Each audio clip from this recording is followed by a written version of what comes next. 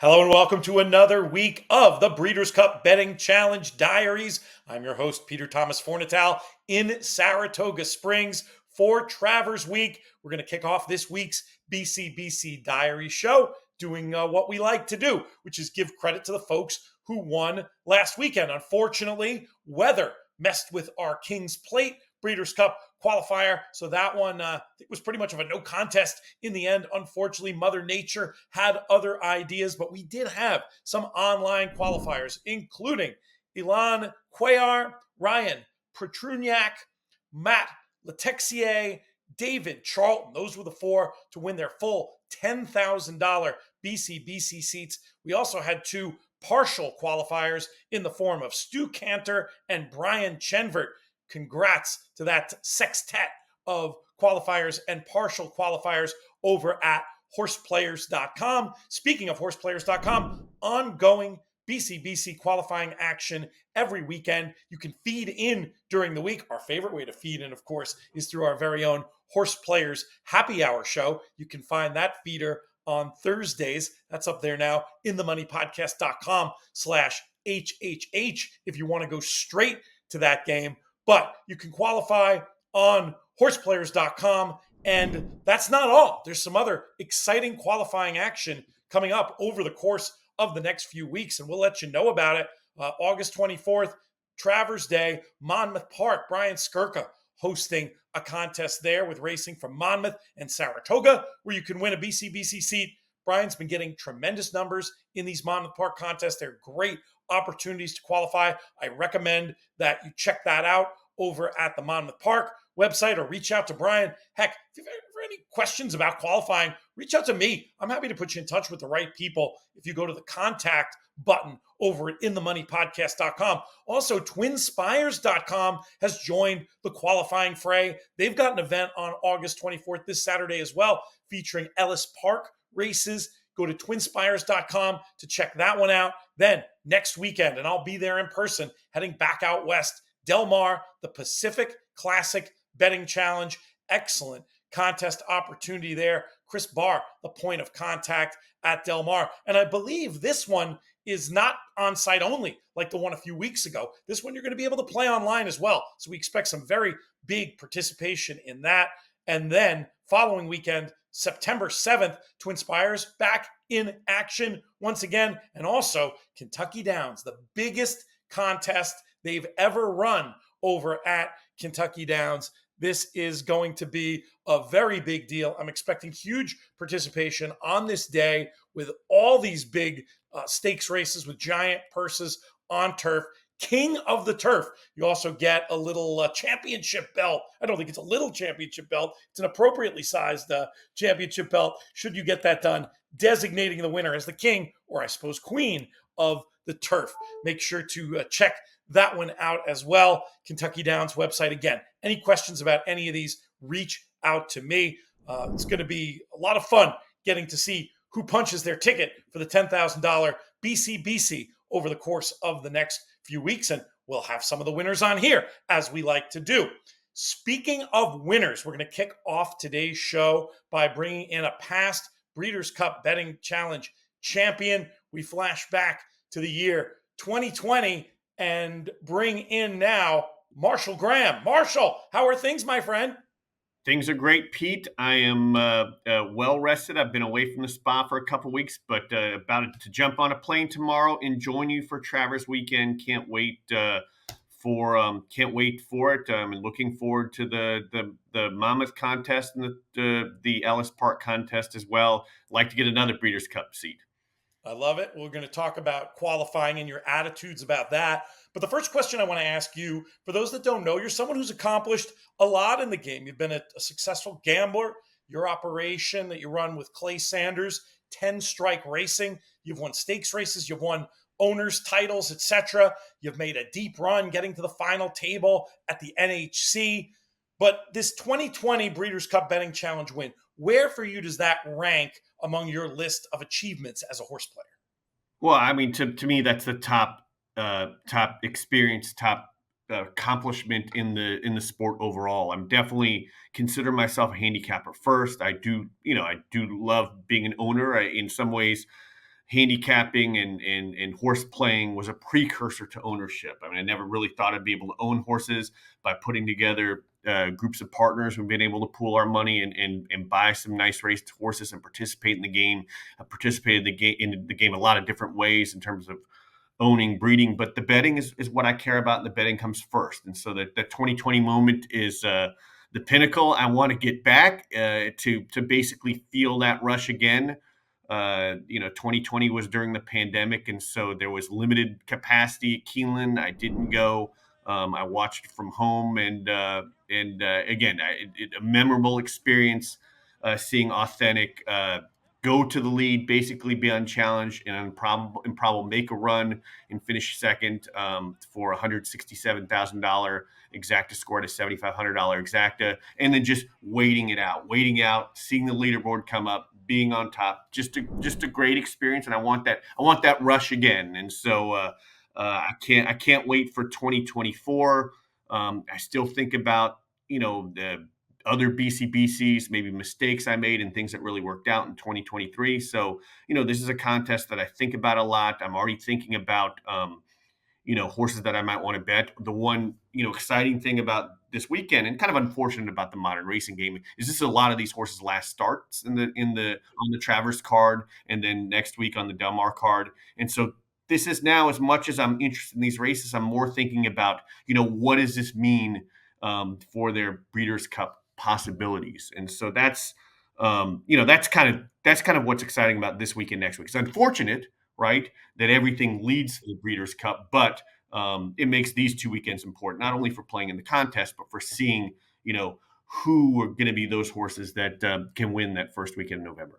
You can start handicapping a long way out, right? You mean, obviously you mean this is going to be their last starts before the Breeders' Cup for a lot of these horses. So, obviously there's some key prep weekends coming up, but a lot of trainers these days, the more time between, the better. Not great for the better, not great for the racing fan, but we understand why it's developed that way. A couple of follow-ups from what you said. We saw the stretch run there of the 2020 Breeders' Cup Classic, where you hit that big exacta you described.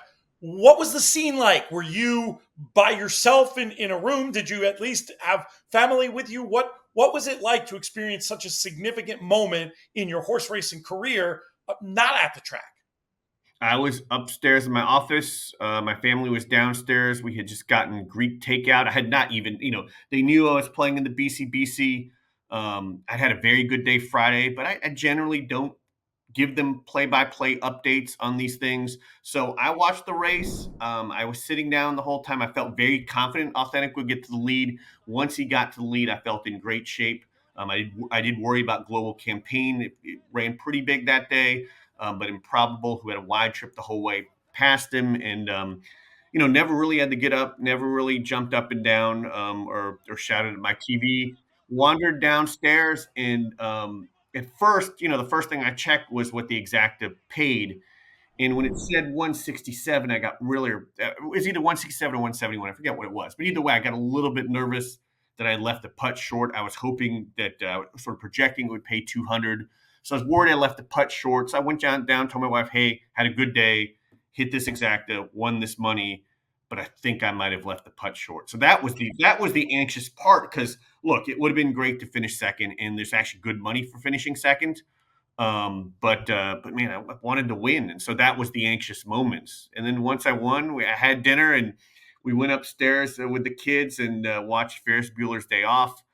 And so I didn't, it's not, I didn't go out. I didn't, it was, I sort of, I watched the movie. I let my phone sort of blow up while I was watching the movie, people texting congratulations. And so it was great to go through and great to sort of, again, relive that experience. But in and of itself, it was a quiet day at my personal OTB. Very funny. What would it mean to you additionally to do it on scene with your crew around you? Are you is that something that would meaningfully change the experience? I don't know if it would. I think it would be. Look, it'd be fun to win the thing again. I almost don't care how I would do it. But I tend to make my decision to go to Breeders' Cup based on other factors. So I love going to St. Anita. I love going to Churchill. I think they're great venues for the Breeders' Cup. I'm unlikely to do Del Mar. I'd like to do Del Mar for their summer meet first before I did the Breeders' Cup there. So it really depends. I go to about every other Breeders' Cup. I will probably miss out this year, but so to me, with text messaging and I feel like your friends are close, horse players are close, regardless of whether I see them at the races or whether or not that's true. So I'd be just as thrilled winning at home alone in front of my TV in 2020. We talked before a little bit about qualifying and you wanting to qualify for another one. The success you've had in the game, somebody who could easily just buy in. Why is qualifying still important to you? Well, I think tournaments offer real value. I think that the pari-mutuel market is very competitive with the computers and professional players, and a lot of the sort of numbers players having dropped out. The markets are pretty efficient. So in tournaments, all the prize money is contributed by participants. There are even certain tournaments where they're seeded money. If you look at both tournaments over the weekend, so I won the Colonial qualifier on August 11th, and there was a NYRA qualifier on the 10th. Well, the NYRA qualifier had seeded the pool with a BCBC, and then the LS, not the LS, the Colonial contest. Twin Spires is new to the game, and they had cancellation, so they basically moved their contest, right, because they had pushed back the Arlington Million Day by a day. So it was a positive expectations for players as well. So already the players provide the prize pool in their bankroll. So there's already no takeout in that part of it. And then you had seeded, in this case, both days you had seeded pools. So it's positive expectation. And I enjoy contests. They're good practice. And, it's basically a contest where the winner gets $10,000, which is a seat. So it's I generally play anyway. If it's a track I'm handicapping, and the Arlington Million card on the rescheduled Sunday was the big game, so I played. It's so funny. We didn't have the records at that point of the Twin Spires winners. So I didn't give you credit on these airwaves. So I can do it now. A couple of weeks ago, Marshall Gramm wins his BCBC seat for 2024, trying to become a two-time winner, trying to become the second two-time winner outright in BCBC history. Last question. I know you're a historian, somebody who really appreciates racing, not just for the gambling side, but also the sports side. When I ask you for a most memorable Breeders' Cup race, what comes to mind? Well, the one that really jumps out to me is in I think it was 1987, where Ferdinand beat Ali Sheba. You had the two Derby winners hit the wire, and it's just the Derby is such a great race and such a part of American lore and our calendar, and have those two horses. Ferdinand won Horse of the Year that year. Ali Sheba came back and was a great 4-year-old, and have those two horses basically hit the wire together. To me, that's the peak of the race. I love the year following year where Ali Sheba won, galloping in the mud, in the basically in the dark at Churchill Downs. But to me, it's always the two Derby winners hit the wire together. Marshall, thank you so much for your time today. I appreciate it. Thanks for having me on. Next up, we check in with one of our regulars, a man who's punched his ticket, one of his tickets anyway, for this year's Breeders' Cup Betting Challenge. He comes to us from his native California, Tyler Hoffman. Tyler, what's been going on? Not a whole lot. Just focused on playing Del Mar and Saratoga when the weather cooperates, obviously, back where you are, and enjoying life. Yeah, you don't have that problem as much out where you are, but no, it's kind of like mid-70s and sunny. That's the forecast. Easiest job in the world, though. Weather person in San Diego. I'm excited to be coming back out there in a couple of weeks, and we'll get to talk about Pacific Classic a little bit. But I want to start with the lead. We chose you to be our player to come on this week because you won your way into this weekend's Saratoga / Monmouth contest hosted by our man Brian Skirka over at Monmouth Park. I wanted to hear the story of how you did it because I love these stories about being able to get into these contests on short money. Yeah, it's the American contest dream. You go and you play the early bird feeder for $23. You make it into the afternoon final round and you win your seat the first time you try. And so you play an $800 tournament for a total exposure of about $23. So it's great. Looking That's forward to it this weekend. Oh, that's great. That's excellent. We talked about the Pacific Classic. There is a big contest coming that weekend as well. We've been promoting on here. I'll be out there. I presume you'll be in the house as well.